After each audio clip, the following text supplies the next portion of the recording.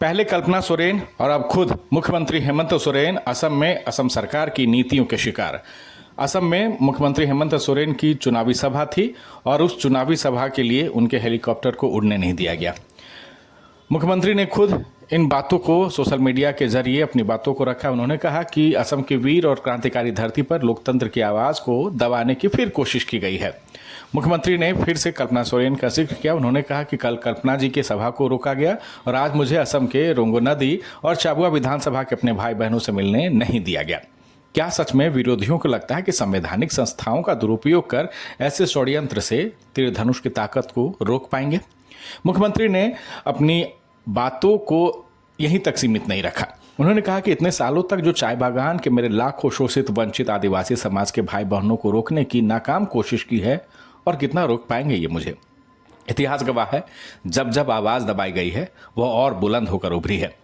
9 अप्रैल के दिन तीर धनुष का बटन दबाकर उन्होंने असम के चाय बागान के आदिवासियों से अपील की है कि वो 9 अप्रैल को जो वोटिंग है असम में, उसमें तीर धनुष छाप पर वोटिंग करें और संघर्ष का हिसाब दें। ये अब चलिए, ये कल्पना सोरेन की ये तस्वीर देख रहे हैं। बीच खेत में जाकर उन्होंने जनता को संबोधित किया क्योंकि उनके हेलीकॉप्टर को असम में उड़ने नहीं दिया गया। और आज बिल्कुल वही चीज़ दोहराई गई मुख्यमंत्री हेमंत सोरेन के साथ। जिस तरह से बैक टू बैक धुआंधार चुनाव प्रचार मुख्यमंत्री हेमंत सोरेन कर रहे हैं, उनको सुनने के लिए लाखों की तादाद में लोग जुटे हुए रहते हैं, उनकी एक झलक पाने के लिए बेताब रहते हैं।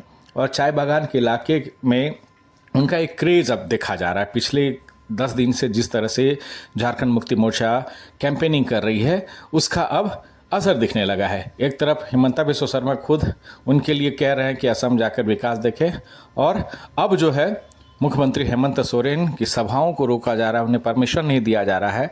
मुख्यमंत्री ने सिर्फ यहीं तक सोशल मीडिया तक बातें नहीं रखी है, उन्होंने ये कह दिया है कि आदिवासियों को चाय बागान के टी ट्राइब के घरों के बाहर पहरा लगा हुआ और कोशिश की जा रही है हेमंता सरकार की पुलिस की तरफ से कि लोग उनकी सभा में नहीं पहुंच पाए।